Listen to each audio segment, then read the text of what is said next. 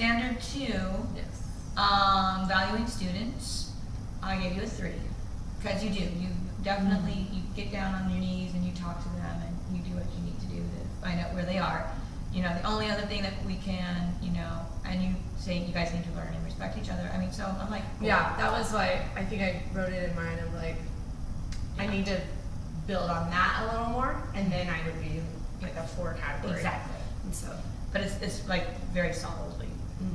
Different instruction, can different instruction for students based on their learning preferences and readiness. You're trying to get a feel for that. Yeah. And definitely the graphic organizer that you came up with was, I see a need.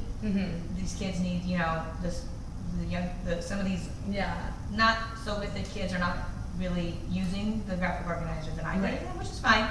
So here's something simple. Here's something more direct. And then you showed it and gave an example of what would go in there, which I thought was fantastic.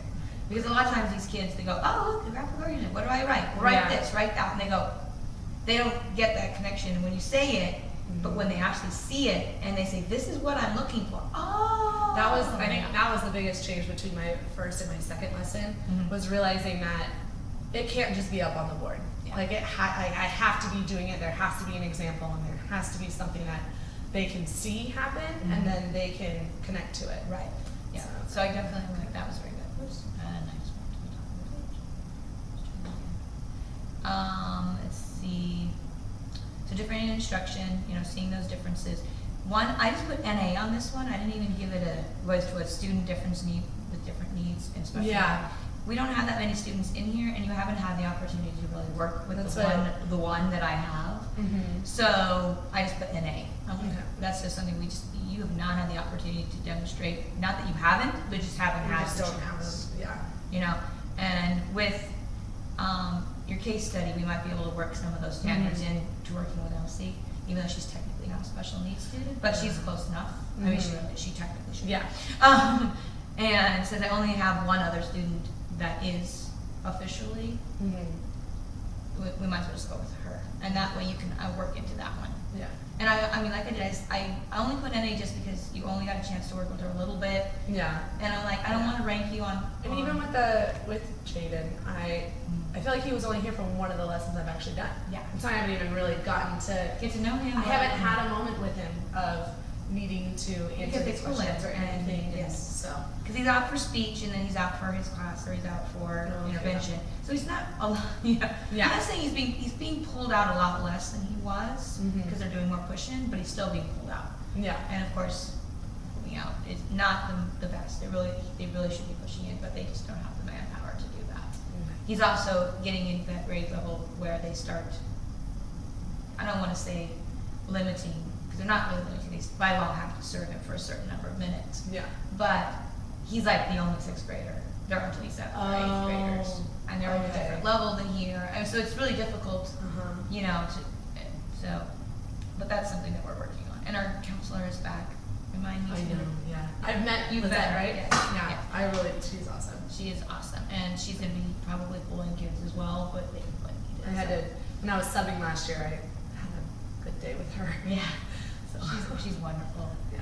All right, so multiple perspectives. I really like the Buddha lesson that you did for that, because not only did you talk about who he was, which is going to fit into our next unit perfectly, but you also, you know, saying this is how other religions, you know, view this is an important perspective for these people, and you know, it was great. I'm like, yes. So I gave you a 3 on that one, and we'll definitely have a chance to really polish that up to a 4. That was my thing with that one. Is I was like, I don't know if I've really had I wasn't sure if it was talking about pulling in their personal cultures into the class, or if it was into the lessons, or if it was talking more of a general learning about different cultures. It's right now learning about different cultures. Yeah. Because for this class, that's what that is. But I was like, if this is a standard for somebody else and that's not what they're learning about, then I know. It may be something more that we work on. It's something that they do a lot in the younger group, you know, the talking about their cultures and their backgrounds. Oh, yeah. It's just not heritage projects. Exactly. And they do that a lot in the younger grades. We just don't have the opportunity this year. Yeah. Not that we can't do that, but, you know, we're talking about ancient Greece and Rome. Yeah, So you know. it's pretty specific. We will be talking about India. We do have one student from India. Sure. So we can maybe have her mom come in and talk to them, and that would be really cool about bringing in personal, multi perspectives. So I think that would be really cool. I'll have to talk to her mom about that. Yeah. Then on English language learners, obviously I did a 3-4. I'm like, this is really right up there. If it's not, it's really, really close. Oh, awesome. Yeah. Because you're working with Elsie and Miguel and giving them these graphic organizers to help them and sitting down with them and, you know, showing them this is where you find it. You know, this is because, you know, you sat down with Elsie and said, because she was totally lost. And she did.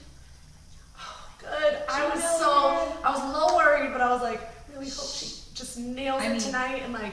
She didn't read her slides, but of course, you know, but she was up there and she was, you know, much more ready and much better. I mean, she didn't have it memorized any, but she was up there. She was in character. She was excited. She was so proud of her math that same day or on Thursday. Yeah. It was Thursday, right? Yeah. Yeah, their test. Oh my god. Yeah. I thought that was the cutest. That's why I wanted her to go show it to the intervention teacher. Like, show this to Miss Wesky because you did really awesome. And it just shows that she really can. She can.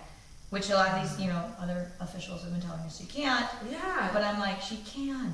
And then even when I was walking around afterwards, she had a little whiteboard. She just looked at me and she goes, "I got an 85."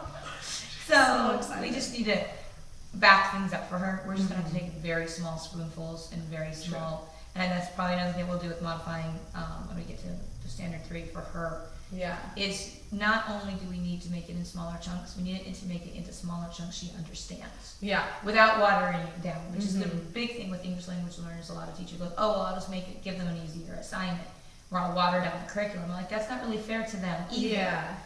But so they can't understand it. They just need it in pieces and make sure they understand the first piece, then move on to the second. Like, yes. So they need a much more, and I'm not really saying spoon-fed, but they do. Right. And that is something that a lot of teachers will tell you, especially when they get into junior high, that should be stopping, and it should, for a normal functioning child. You don't want, you know, like this one, or, you know, who is more than capable of doing it, he's just choosing not to. Yeah. You know, so you want to make sure that you get to know the kids and you can feel them out. Elsie is one of those that she can't. She's not mentally capable of that. But if you give it to her, she's still into that chunk by chunk by chunk. She can handle it if you give it to her that way. Yeah. If you try and give it to her all at once, she's like totally lost. Yeah, that's right. That wouldn't work. And then she shuts down.